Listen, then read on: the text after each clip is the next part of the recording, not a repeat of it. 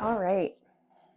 Hi, everyone. My name is Anna. I'm a fantasy writer who sometimes makes videos. We're here at the end of June. I can hardly believe it, but it's time for a mid-year check-in. Sounds crazy. In my head, I still feel like it is March. And I do not know where the first half of this year really went. I feel like the older I get, the faster and faster the years go by, and I feel like I'm living in a time warp all the time. So we started off the year in January. I made a video about goals that I wanted to do in 2024. So I think we should take time to sit down and look at all those goals, kind of check in on where I am with projects, do a few updates. I'd love to hear about how your year is going, if you have goals that you set in January and that you think are going really well or maybe not going so well. I'd love to hear about that too. So I have my list here of everything that we talked about in January, some writing goals, some life goals, and just some fun random things I wanted to do in 2024. So yeah, without any further ado, let's jump into it. Okay, so the first category on the list, not surprising at all, but it is my writing goals. My first goal for writing was to do another round of beta reads on Project Gemstone. And that was kind of two goals smashed into one. At the beginning of 2024, I was just starting a new draft of Project Gemstone, so I needed to incorporate all the feedback I had from last year, put it all into a new draft, and then send it out again. So in order to do this next read of beta reads, I had to revise the whole book, and I did that. So we can check that one off. I completed that one. I think it was in May that I finally finished the draft and sent it out to 2 critique partners, and it is also going to go to 2 other readers who have never seen the book for the first time or haven't seen it at all. So right now I'm just in a holding period while the book is getting read over the summer, which I'm totally happy with. I definitely was ready to take a break from the project and glad that it's with other people right now. Yeah, we're just waiting for the feedback to come in. I'm anxious, I'm nervous, I'm excited. I'm also thinking about starting to give this book to friends and family. I'm now at a phase where I feel like I can share it. I sent it to a friend recently. I think I'm gonna send it to my mom. I have never let my mom read anything that I've written. She's always been such a huge supporter of me and my writing. She's the reason why I became such a ferocious reader when I was a kid, and she instilled all the love of books in me. She's a huge reader, and so finally feeling like I have a book that I can share with my mom means a lot. And I hope she likes it. We'll see. Project Gemstone, the update is it's out with readers, and we probably won't pick it up again until probably the fall or winter time. And I'm thinking about, potentially, depending on how this round goes and what people's feedback contains, I may be aiming to query at the beginning of 2025. I don't know. Don't hold me to that, but I may start working on query materials at the end of this year, start doing final edits on the draft, depending on what we hear back from everybody. But I think it's time to start figuring out where this project is going to go. I've been working on it since November 2022.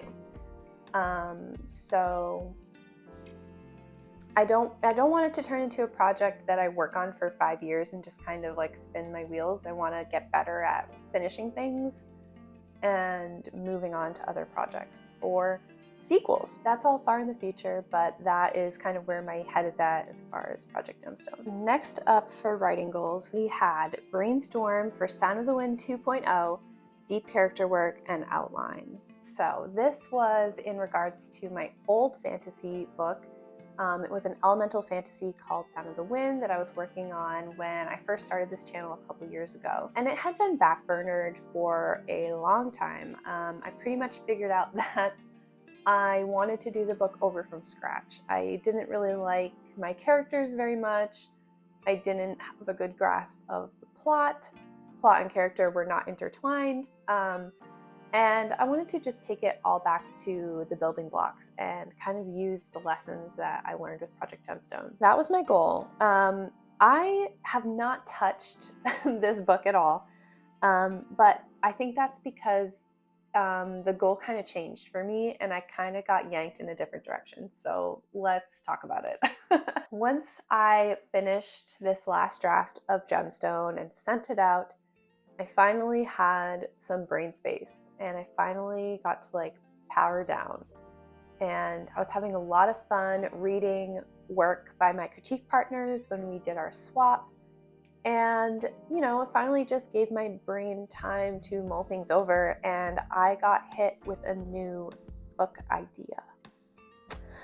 And this, I cannot express how exciting this is because I do not get struck by lightning very often. I don't really have book ideas that just crop up or drop in my head. Like I don't find inspiration in a very spontaneous way. So for me to just get hit with this idea was crazy, and it kind of took over my entire mind and being for a couple of days. I just became so obsessed with it. It is another dark fantasy, the way that Sound of the Wind was.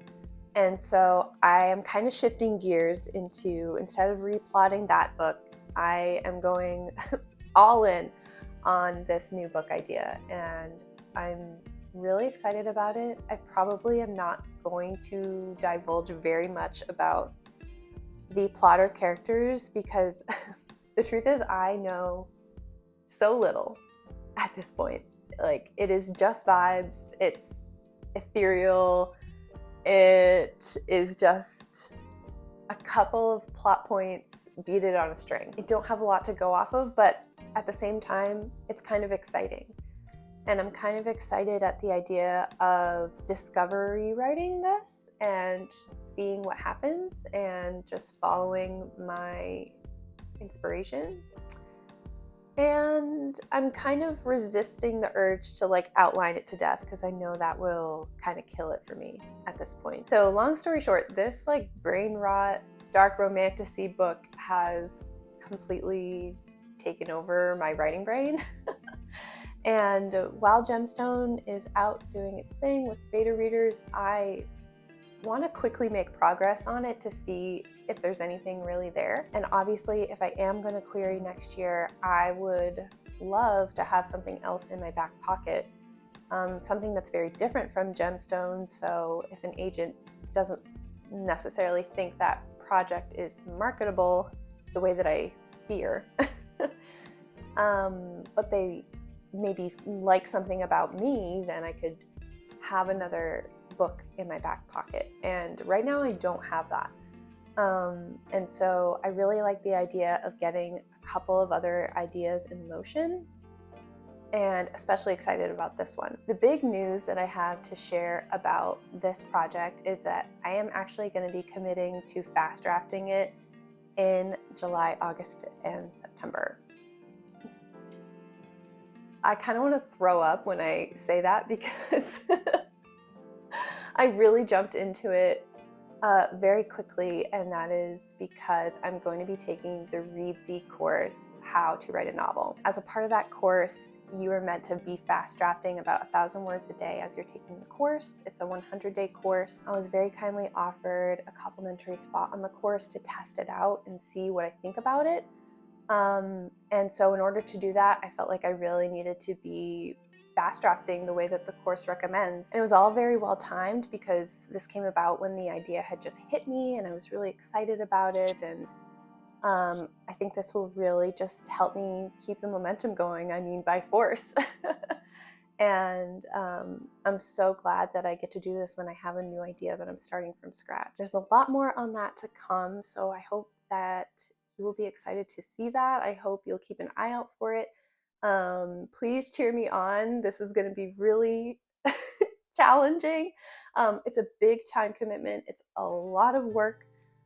but it's something I'm really, really looking forward to doing. And having the accountability of this course, I think, could potentially be magic for me and this fast draft. There's nothing that works better for me like an external deadline. And it's been a long time since I've had an external deadline like this. Really looking forward to what this project will become. I'm ready to get swept away. Our next writing goal was to keep making videos. As I've said many times, I find AuthorTube and writing to be very symbiotic. I get a lot of joy out of completing both of these creative endeavors. Like, one is very rewarding in the long term, and one is very rewarding in the short term, and so they help kind of balance each other out. And in 2023, I kind of fell off the horse. I think I only made like 6 videos in 2023, so I wanted to get back on my monthly schedule, and so far we have done that in 2024. I think I even posted an extra video in January, so I think we should have 7 up on the channel. And I have also done a live stream at least once a month. My solo streams are always the last Wednesday of the month at 7 p.m. Eastern if you ever want to come write with me. I have a lovely gang of folks that show up if you want to have a cozy evening write time. And yeah, I've been super regular with both the monthly video and the live streams, so I'm very pleased with that. And I have a good handle on the content I'm going to make for the rest of the year. So yeah, I think it's going to be a goal easily achieved. Not without a lot of hard work. I don't think it's going to stress me out the way that it did last year. So yeah, the last writing goal was to hit my reading goal of 25 books. And to be honest, I don't even know how many books I've read. So let's look at my story graph. Oh no, okay. I've read 8 books this year. Oh boy.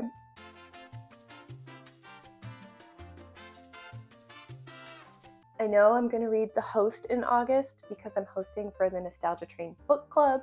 I have a book for another book club I'm going to read in August. If I'm fast drafting another book this year, then the reading may take a hit. But I have also DNF'd a lot of books this year, and I don't know whether to count those because some of them I got like 50 to 60% of the way through and then just lost interest and let my library loan expire. They are books I read this year, I just didn't finish them. Half of me is tempted to count my DNFs, which I think would probably get me closer to maybe like 13, 14, 15 if I was to count those. How do you count DNFs in your reading goal? Do you think it's worthwhile to have a numbered reading goal? Let me know what you think, because I'm a little conflicted. I talked at length about trying to fix my morning routine and specifically to get off my phone and stop using my phone so much in the mornings. I'm just going to say that's been a fail. I have not made any change. That's another reason why I'm really looking forward to doing a structured course and having a structured writing deadline. Basically my plan for the Readsy course is to take it in the mornings before I do work. It's gonna be a big time commitment for me, and I need to be intentional about how I'm fitting that into everything else that I'm doing. Yeah, I think we're gonna switch things up and really take advantage of the morning times here in the summer. And I think that's okay. I think morning routines can come and go as our workloads change, our priorities change. Be consistent about journaling.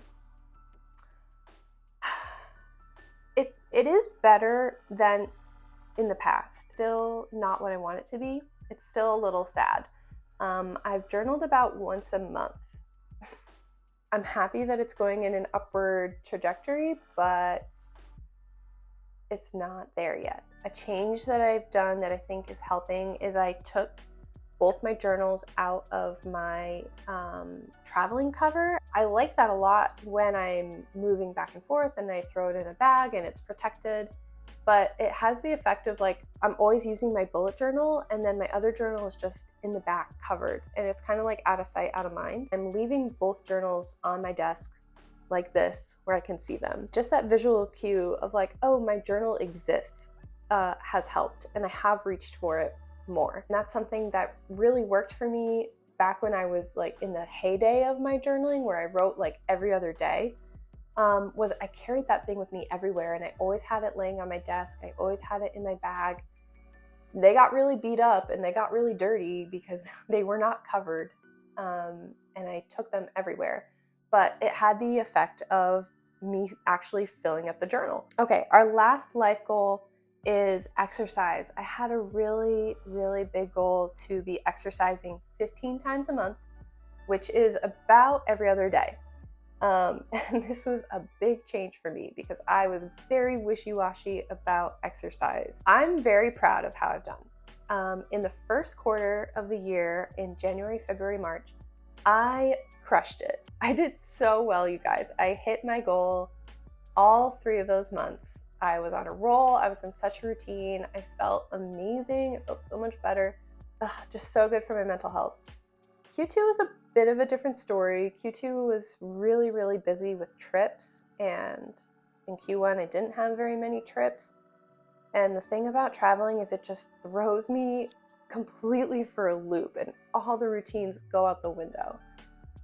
And so in Q2, I probably only exercised like twice a week, or sometimes even once a week, or no times. But I still didn't lose the habit completely. Like, I didn't completely go all the way back to nothing. So I'm happy about that. It's still in my routine. I just want to get back to Q1 me, because Q1 Anna was slaying it, and I'm so proud of her. Okay, let's quickly run through our last category, which was just like the fun category. These are some random goals I had, just some stuff that I wanted to do in 2024. So first off, I had the office makeover. It was a big goal of mine to finally put some effort into this room, and we did that.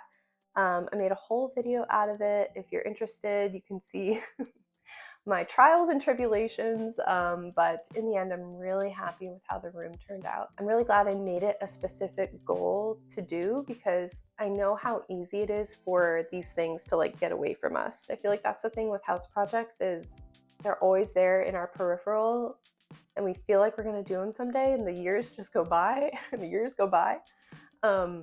So I'm glad I finally just put my foot down and said, I am doing this. Next up, we had go to the Ren Fair. I'm so sad, but this is a fail. This is a big fail. And I don't know if I'm gonna be able to do it until next year, because the Ren Fair here in Atlanta only runs from mid-April through May. Such a short window of time, and we completely missed it. I don't know if that's like average for Ren fairs all over the country, if they're always just a short amount of time, or if other Ren fairs run all summer or all fall.